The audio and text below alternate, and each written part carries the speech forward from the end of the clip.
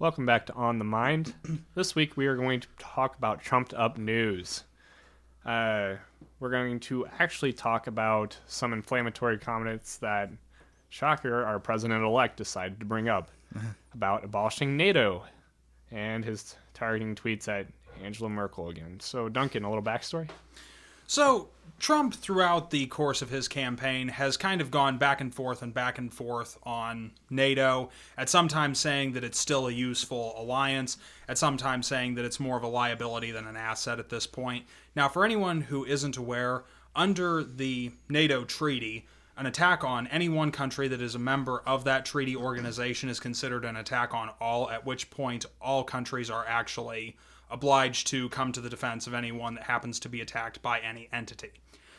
Trump has brought up that this was largely something that was actually meant to effectively prevent World War III during the Cold War. It was a union of anti-communist nations, and it has lost some of its relevance, especially militarily, not maybe so much politically, in the modern era. So in an era when we're primarily fighting insurgent wars in the Middle East, that sort of thing, the way NATO is structured is not really particularly well set up to deal with modern military challenges that we face most often today. So there has been quite a bit of this back and forth. He seems for the moment to have settled on the concept that it is not an asset right now, though again with Donald Trump he could change his mind in 15 minutes. Although at the end of that he did say it was very important to him. Yeah, which during one of the debates, and I forget which, I want to say perhaps it was the second, he brought up the idea, and it was a strange moment of lucidity for him, he brought up the idea of not scrapping NATO, but restructuring its military assets so that it actually could fight effectively in the types of wars that we most commonly face today. And I have to admit, I thought that was a good idea. Might I add that he did not put that as gracefully as Duncan had put it. How could he? It just sounded like he didn't really know what he was talking about. I can't remember exactly what it was he a said. good If my idea. voice was any smoother, I'd be James Earl Jones. Thank you for that. All right, but again, he targeted Angela Merkel. Seems to be a favorite punching bag for him. If I remember, they go way back with this. Yeah, and that's an interesting thing, and this almost sort of deserves its own episode, but it's worth noting very quickly that Merkel is also being challenged from the right wing, as are many European leaders right now, sort of a populist right wing that is in some ways very similar to and in some ways very much aligned with the Donald Trump agenda. So it's interesting to see the fact that this sort of right-wing populism is cohesing behind Donald Trump as its like a major hive leader. mind. Anyway, I will say that Merkel, for her credit, decided not to comment on it. She said that if he wants to talk to her after he gains office officially, she's willing to work with him on his goals. So that was classy of her, if nothing else. I guess someone in that situation had to be, so. All right, well, we're going to go ahead and move on to another one of Trump's beefs over the weekend. He decided to target Senator John Lewis. Representative. Congressman. I thought he was Lewis. senator, no? Oh, No, he's a congressman from, I forget what the district number is, but in Georgia. Yeah. Correct. Essentially Atlanta. Mostly Atlanta. Okay, Atlanta. Yeah, well, that it's makes a sense. suburb of Atlanta. Okay, so excuse me, I didn't mean to get just dogpiled there. Shame. We're sorry. Shame. We're supposed to be saying that to Trump, right? Trump was called out by John Lewis for he doesn't see Trump as a legitimate president, and of course Trump had to say something because why not?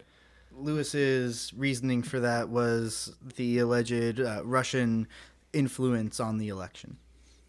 All right, so of course Trump had to defend himself, or I should say attack in return. The best defense is a good offense, says Donald Trump. The best defense is a good smear campaign.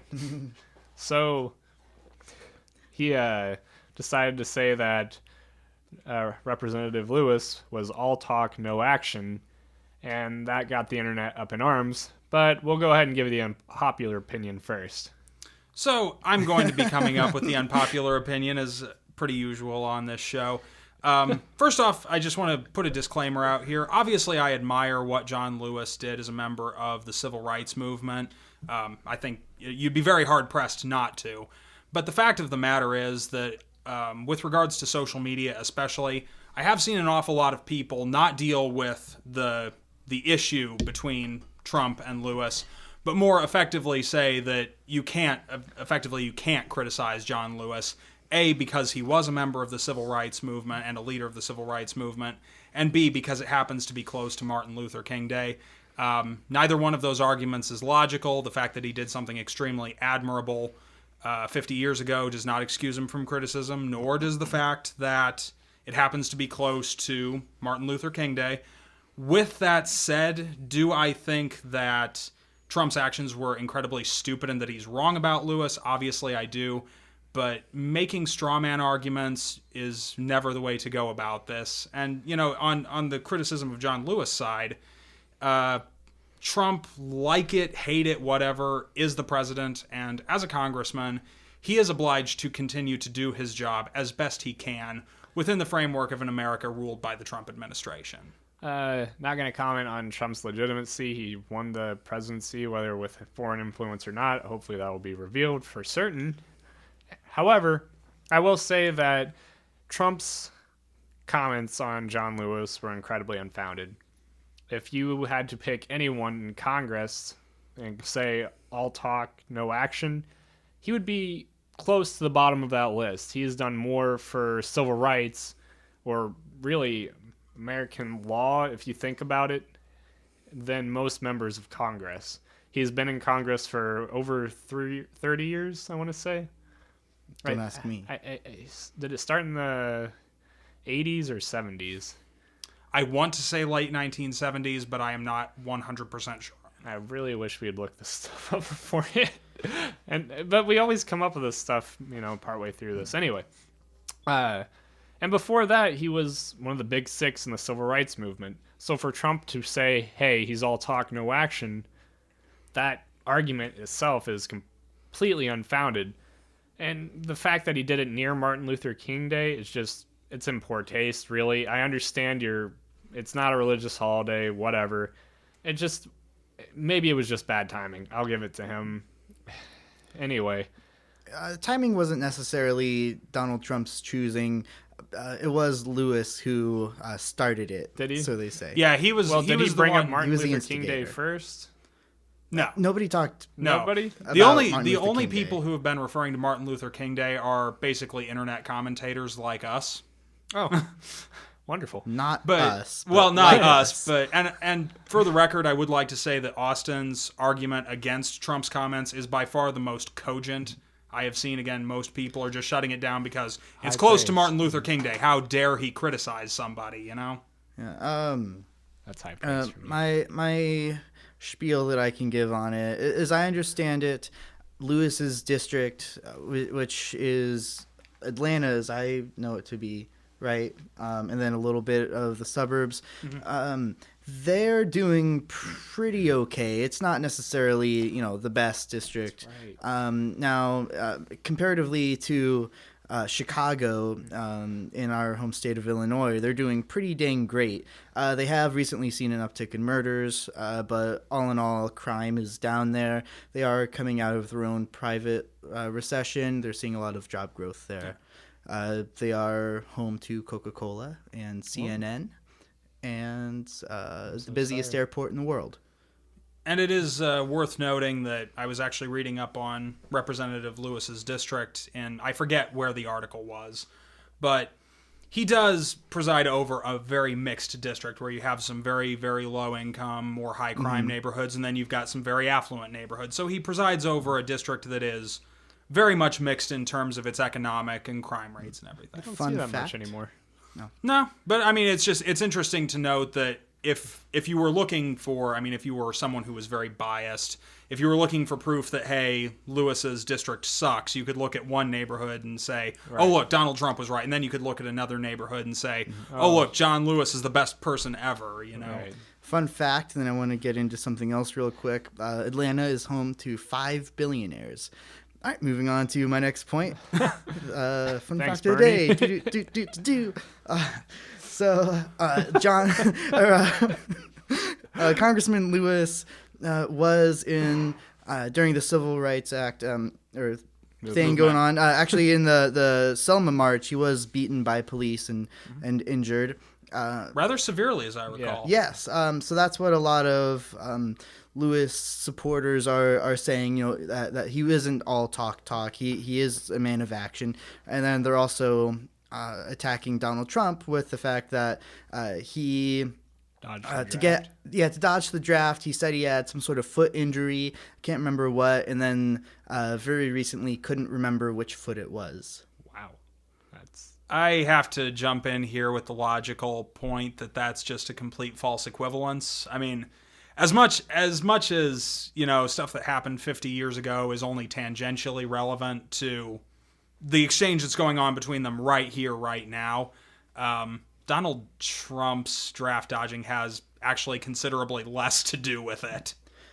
Just saying that, a man who wants to be commander-in-chief of the military falsely or under false terms dodged the draft. Also a man who didn't pay taxes for close to 20 years expects us to pay taxes for his wall and other such things. Just that he's very hypocritical and also all talk. All right, we're going to move on. I know you have a lot to say, but we're going to move on. Also, I'm not sure that it was proved to be 20 years on the tax thing. Was it? I know it was a couple years because of an act. Correct. There was there was a time I could have actually quoted you this off the bat, but I must be slipping. It was in the 70s, though. It was because basically it was because of a major business loss that he had that actually deferred taxes on future earnings for a period of time. I've heard the term 18 years thrown around quite a lot with regards to that. But again, I don't know if that was actually confirmed via available tax documents or not. Well, I know there were 2 documents that showed for sure. But anyway, we'll move on to Bryce. You were talking about McCain and Comey. Oh, okay. So an unidentified source gave John McCain a dossier of information that could be what Russians are holding over Donald Trump's head, supposedly blackmailing him. This is, of course, all alleged. Now, the dossier is real. It was handed to John McCain, and he presented it to FBI Director Comey. And Comey and his team are looking at it. There are indications that the dossier could be falsified, such as a very large Russian bank, which was the name was misspelled, other mistakes like that. So it could be real, very likely it could be false. Personally, I still believe that the Russians are somehow blackmailing Donald Trump, but that's I don't have any real evidence to support that. Anyone else? You want to talk about who you believe the source may be? So I do not actually believe that this is necessarily true, but I have heard, and I'm afraid I can't give the best details on this because it was something I read very, very quickly. But there was some banter going around at one point that this dossier had been compiled by a former agent of MI6, which is the British intelligence service, who now owns a private intelligence and analysis company that's, I believe, located in London, if I remember correctly, is where the company is based. But in effect, this is one of the potential sources for this dossier. The only thing I'll say about this is we've gone through, in the last year or so, we've gone through a cycle where fake news has been just incredibly prevalent, and it's almost getting hard to sort out what is correct and what is incorrect. I would argue that, to make the accusation that anyone, as much as I dislike Donald Trump, I would make the argument that to have the accusation that he is being blackmailed into doing certain things, by the Russians, which is in effect treason, requires evidence that is fairly well backed up. Okay. That's a good point. I just wish this was investigated with facts and that could be revealed to the American public. Right. However, obviously that can't always happen without exposing intelligence assets, especially what's called human intel assets abroad, yes. Right. Another thing worth noting, if you don't mind.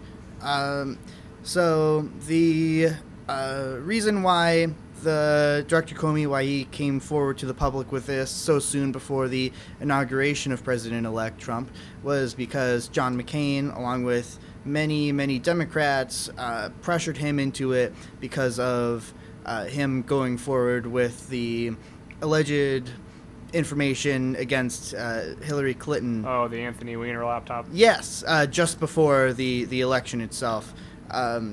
So basically they're just saying, hey, man, fair is fair. You have to do this. Now, this, of course, doesn't have any real impact on, say, the inauguration, whereas a lot of people believe that cost Clinton the election. So, Anyway, sorry, go ahead. We'll talk about that in another episode, I believe.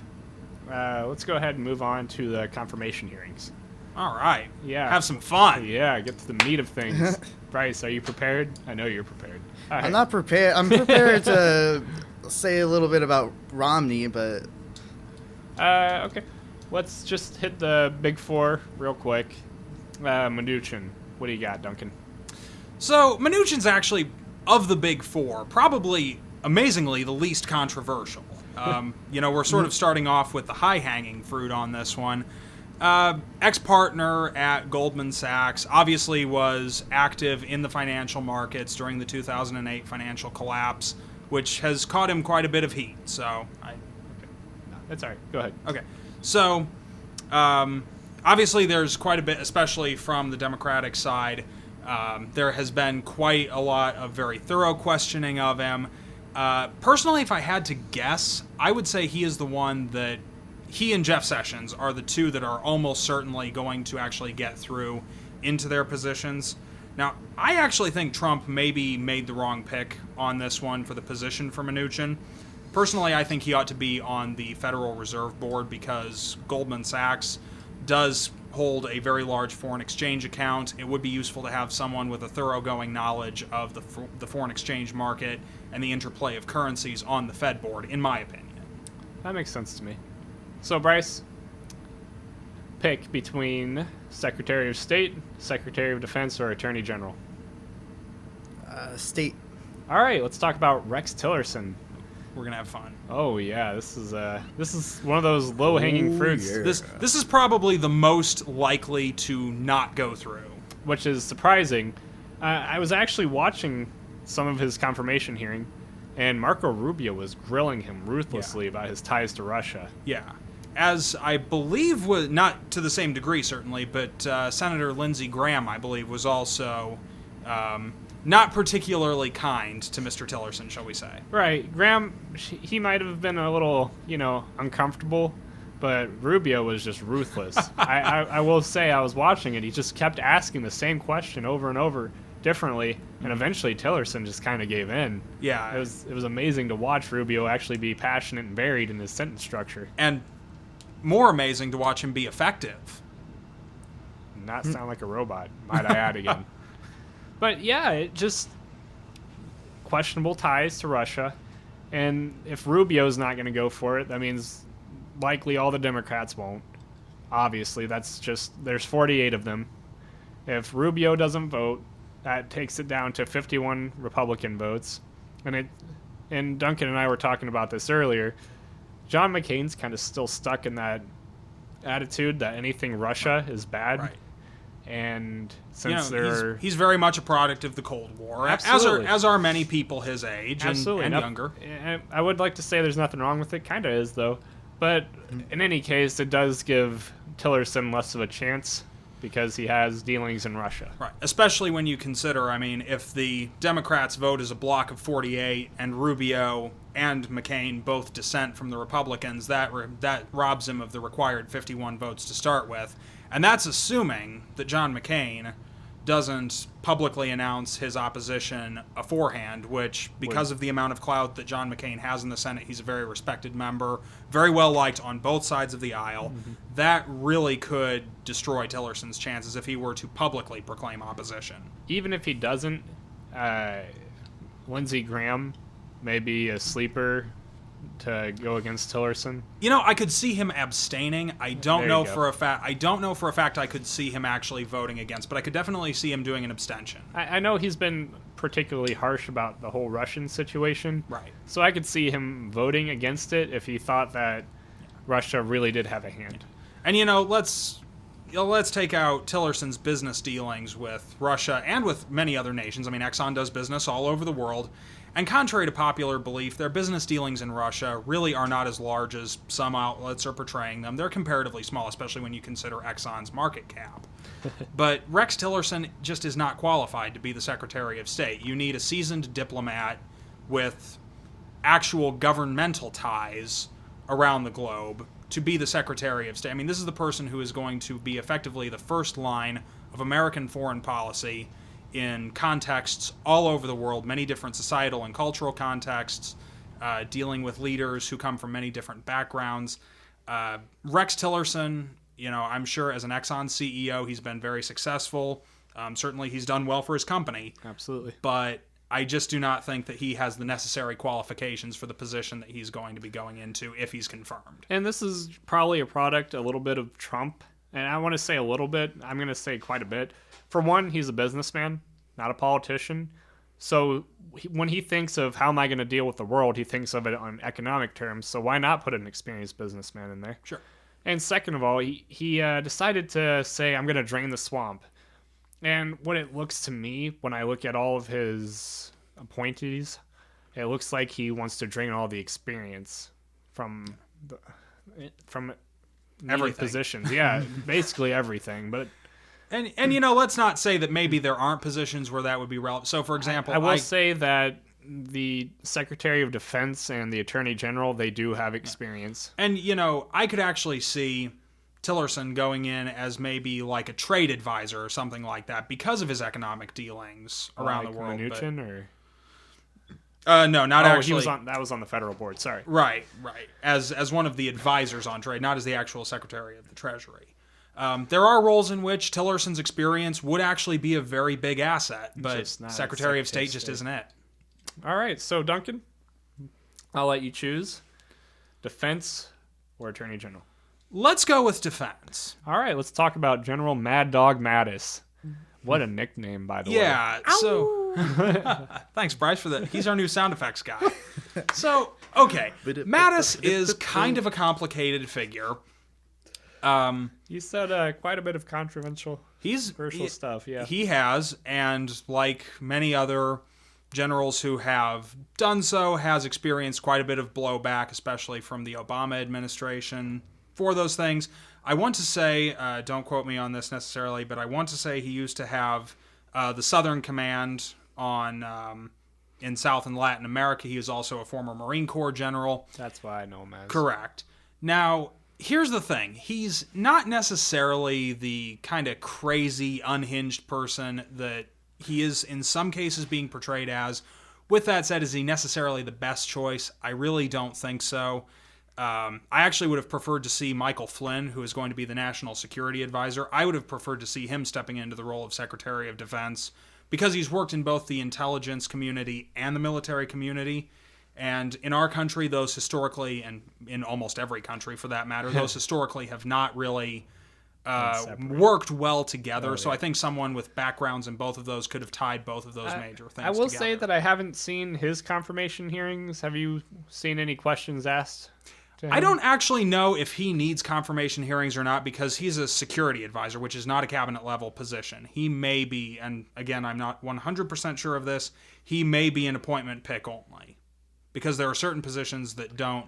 If they're White House staff. I thought he was one of the big four. Secretary of Defense, isn't that a cabinet? Are we referring to Flynn? You're talking about. No, I was talking about Mattis. Okay, Matt. Okay, I'm sorry. I thought you were saying you hadn't seen anything of Flynn's. No. I was talking about Mattis. I'm sorry. The way you brought it up. You're right. Awkward timing. So there was one thing that I actually did sort of. Like in his hearings, and he went through the usual, show a strong presence abroad, some anti-Russia, show a strong presence abroad toward Russia was a lot of his. At one point, someone did ask him about effectively, I don't think they use these words, but effectively, don't ask, don't tell. And I have to give credit to Mattis. He really did just very sensibly say, I've never really cared much who grown adults go to bed with. I think credit where credit's due. He's looking at he's not going to trouble himself, even if maybe he disagrees. I don't think he's going to trouble himself with things that aren't really His business. Militarily critical. There So, you go. so maybe there are some good points about Mattis, but I think maybe he wasn't the best choice for the job. Mattis was fired by President Obama, though, correct? I believe so. I know Flynn and Petraeus both. Petraeus. Both were. Ooh, don't get me Flynn, started. Flynn was the one who was most publicized. Well, Petraeus to an extent because he got fired for a piece that he had published in Rolling Stone magazine. But They found other stuff on him too. right, Yeah, he had the scandal with the reporter, right? right, correct. Yeah, I'm And then- almost positive Mattis was fired by Obama. Yeah, that sounds right. And then Flynn was fired for publicly, imagine this, tweeting some inflammatory remarks. Fits right in with the Trump It administration. really does. What I was getting at was I've seen a lot on the interweb where very right-wing individuals are pro Mattis just because he was fired by Obama. I've read a lot of articles about him, and I haven't seen any real, like, he needs to be appointed because of such and such information or such and such policy. It's just because Obama made the mistake by firing him. Hero Donald Trump is hiring him back. All right. I don't know anything about that, but we're going to go ahead and move on to the Attorney General, Jeff Sessions. Here we go. Watched a good deal of his confirmation hearing, and imagine this with the Trump administration. He's being accused of being racist. And I can understand that being as used on the left as a blacklist word, kind of, for conservative guys. However, in the 1980s, he was, in another Senate hearing, deemed too racist to be a federal court judge. This kind of reminds me of the old axiom, just because you're paranoid doesn't mean they're not after you. Where just because the left does, in a lot of cases, use accusations of racism or sexism or something to just shut down a discussion, doesn't mean that sometimes they don't get it right. Mm-hmm. Right. It's funny. But yeah, that's basically all that confirmation hearing was about. Yeah. Quite a few senators took a stand, but... One thing I will say is that of them, Sessions is the one who's almost certain to get in because of his long record in the Senate. He is pretty well respected among his colleagues in the Senate. I really do not see... And since Republicans have a majority, he is almost... Right. I don't even necessarily see the Democrats voting as a block again. Not to say that that a majority of Democrats probably won't vote against him, but I seriously doubt all 48 Democrats in the Senate will vote against him. All right. Well, we're running up on the 30-minute mark. I'm going to go ahead and touch on Romney because he got appointed to a department he wanted to abolish back when he ran in 2012. Bryce, you're smiling quite big. I just wanted to say, speaking of guys who dodged the draft. Oh. That's all. I will say that the Department of Energy is basically the Department of Nuclear Energy, so we're going to see how that plays out. Although, go ahead. Sorry. No, go ahead. Under Trump, who knows, because as I've brought up on this, and I know this is like my pet peeve of the Trump administration, he has on multiple occasions brought up bringing coal back as a fuel source. If you didn't bring it up, I was going to. But no, we'll see. Maybe thermal coal is going to be the focus of the clean coal. Yeah. I will bring up one that's just interesting to me. Ben Carson. I actually have something I want to say about this when you're done with your remarks. Just an odd man, really. Can we all agree on that? Yeah. He has made some strange remarks.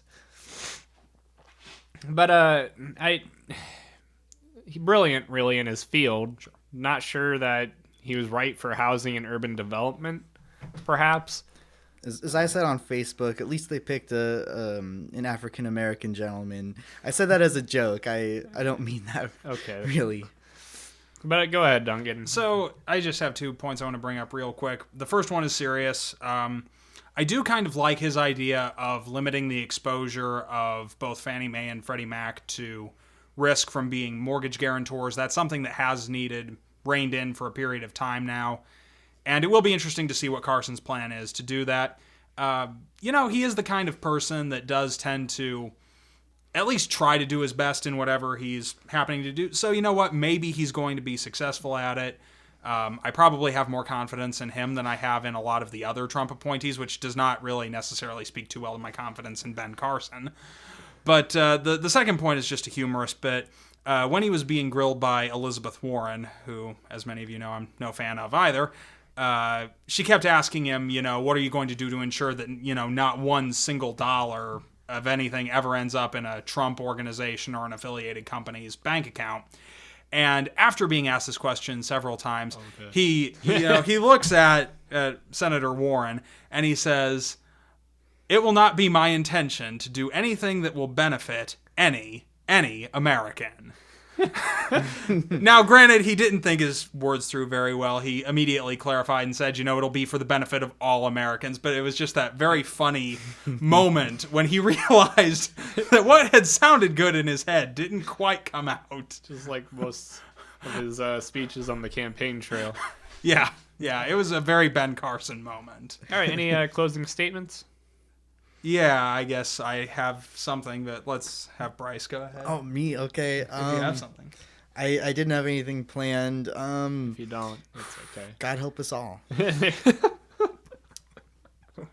So I guess my thing is this. I think what Trump's trying to do here is he's trying to assemble a cabinet, a lot like assembling a board of directors in a business, or a business team in general, where you bring people on, you see if they do their job well, and then you change people out as needed until you kind of have a team that you are satisfied with.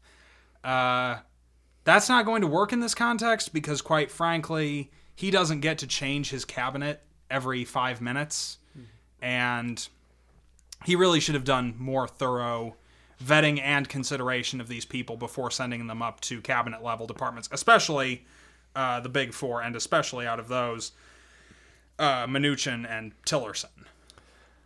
I will say that Trump managed to defeat my expectations again. I thought he might take this job relatively seriously. Instead, he found a list of people that I couldn't disagree with more in their respective departments, almost. I mean, Mattis and Sessions, I got to give him that. At least he picked some people with experience. However, they are controversial, just like he is. He had to have known that was going to stir the pot in a negative way. I just don't see his cabinet being beneficial to America. Anyway. And there is one final point to note here, which is if one of his cabinet appointees is declined, especially if it's one of the big four, which is, as far as I know, never happened in American history, that one of the four constitutionally mandated cabinet departments head is rejected by the Senate. That's just going to set the next 4 years up as effectively a stalemate between the Trump administration and Congress. If a Republican majority Congress decides to act against one of his nominees. All right, well, I think that's all that's on the mind this time. Tune in next time.